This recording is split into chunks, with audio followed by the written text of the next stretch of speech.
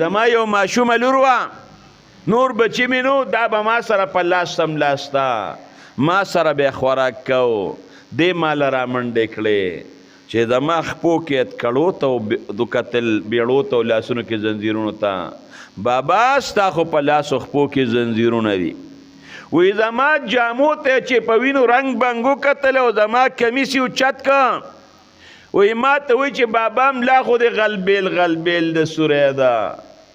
هغه لور راته په خپو کې جاړي یا بابا دې دله په ملا کې په څه باندې سوري کړی دي او وی دغه ظالمان ورته وی چې تر څو پورې دوی تحریک نی پرېښې او زمون خلاف یې نی پرېښې او دا ونوی چې دوی دا وی چې پیرنګې غدار دي نو دوس بودو دا دله وجنو چې یو مور ته وی بچې دله بوزم وجنم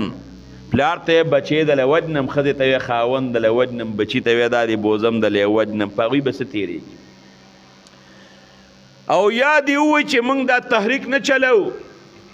علما او بس دا پیرنګې غدار نه دی بس اوس یې پرېږدو کور ته یې بوځئ هره مور بچی ته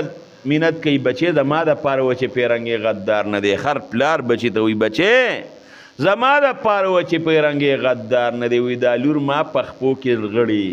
چې بابا ما سره به کور ته دی چې مور درله په ملا باندې پټې ولګوي وایي ما چې د لور جړا ته کتل زما برداشت نور نو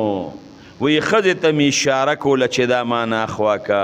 وی ما ته وی بابا ما سره به زه ستا په لاس به سملم دوی دې راله وجني بابا یو ځل خو چې پیرنګې غدار نه دی که نه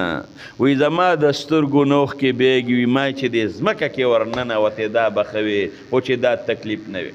وی زما دې ښځې زما د بچی د خپو ته لاس واچوي ما چې دا راکاږه وی چې لاس یې واچو دا د جورې په شان په ما پورې نښتې ده وی چې ریخ که نو دا خولې دې ځمکې له رهره وینې ترې روانه شي بابا ما سره به ځې وی د هغې هغې وینو ته چې مې کتل نورم دردمندوم وی ما ورته بچې خفه کېږم که جون وپه وکړه یو ځل به دې بیا په لاس باندې سملوم او که جون وپه ونه کړه د محشر په میدان کې د امام الانبیا په خوا کې به زه ولاړ یم بچې ستا استقبال ته هلته به دې په اوږه باندې ګرځو دې علماو دا دومره سخت او دا تکلیفونه برداشت کړل